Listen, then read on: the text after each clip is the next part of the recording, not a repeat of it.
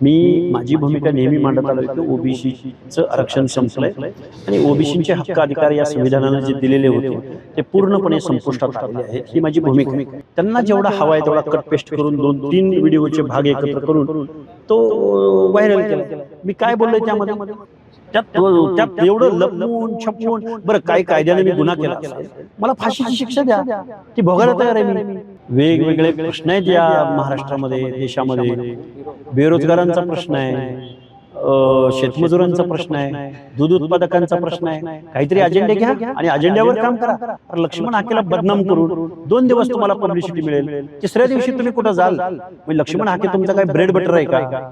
तुम्ही जगू शकत नाही का लक्ष्मण हाकेचं नाव घेतल्याशिवाय? त्यामुळे हे स्टंटबाजी करणारी लोक आहेत, अशा चिल्लर चाळ्यांना मी अजिबात भीक घालणार नाही। व्हिडिओ व्हायरल झाला सर तुमचा, ती क्लिप की आता सध्या पत्रकार परिषद त्याच्यावर काय म्हणणं?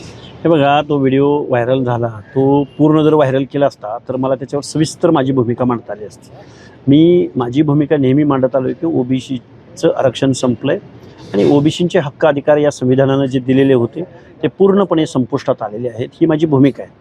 आणि ही भूमिका घेत असताना काही विघ्न संतोषी मंडळी हे मला ट्रोल करतायत, माझ्या गाड्यावरती दगडफेक करतायत, महिलांना माझ्यावर पाठवतायत आणि त्याच प्रवृत्ती आहेत ह्या की ज्यांनी तो व्हिडिओ सलगपणे न दाखवता त्यांना जेवढा हवा आहे तेवढा कट पेस्ट करून 2-3 व्हिडिओचे भाग एकत्र करून तो व्हायरल केला आहे। मी काय बोललोय त्यामध्ये कुठला कायदा हातात घेतला आहे का? मी काय राष्ट्राच्या विरोधात बोललोय का? कुठल्या व्यक्तीची मानहानी होईल असं बोललोय? मी एक सामाजिक कार्यकर्ता आहे, मी माझी भूमिका तर उघडपणे मांडतोय आणि मी उघडपणे भूमिका मांडत असताना मी कोणाच्याच बापाला भीत नाही। त्यात एवढं लपवून छपवून बरं काय कायद्याने मी गुन्हा केला असेल मला फाशीची शिक्षा द्या ती भोगायला तयार आहे मी। त्यामुळे मला त्या व्हिडिओच्या माध्यमातून हे एवढं काय हे होतं मला कळलेलं नाही। सर व्हिडिओ व्हायरल कोणी केला आणि काय भूमिका असेल त्याची? बघा, कोणतरी कार्यकर्ते आहेत झुटपूट, रोज त्यांना स्टंटबाजी हवी असते, त्यांना प्रसिद्ध व्हायचं असतं। प्रसिद्ध व्हारे काम जनसामान्यांच्या प्रश्नावर आंदोलनं उभी करा।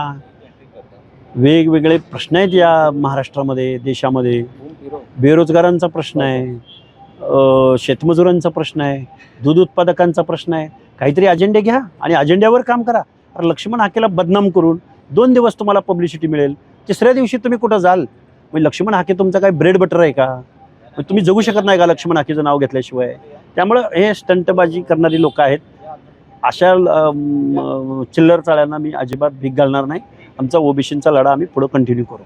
छगन भुजबळ यांनाच राज्यसभेतून डावललं गेलं, तुमचं काय? नाही, हे बघा, भुजबळ साहेब आहेत राजकारणामध्ये, ते खूप मोठं ज्या पक्षासाठी ते काम करतायत त्या पक्षामध्ये त्यांचं योगदान पाहता खरं तर राष्ट्रवादीनं त्यांचं म्हणणं ऐकून घ्यायला हवं होतं।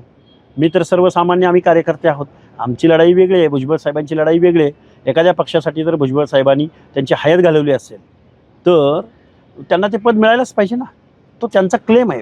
त्याच्याविषयी बोलण्यापेक्षा आम्ही ओबीसीच्या सर्वसामान्य घटकांच्या विषयी आम्ही आवाज उठवत राहू। मनोज जरांगे पाटील यांच्या मागण्या ज्या आता त्यांनी केल्या होत्या त्या सरकारने पूर्ण केल्या, काय वाटतं तुम्हाला? हे बघा, त्यांनी काही मागण्या कराव्यात आणि कुठल्या मागण्या मान्य कराव्यात यामध्ये आमचं दुमत नाही, पण ओबीसीच्या मुळावर जर काही मागण्या येत असतील तर त्याविषयी आमच्या मनामध्ये रोष आहे, नाराजी आहे आणि आम्ही या सरकारवर नाराज आहोत। पण सर एकीकडे बघायला गेलं तर काही ओबीसीच्या मागण्या पूर्ण करत नाही आणि मराठी समाजाच्या करतात।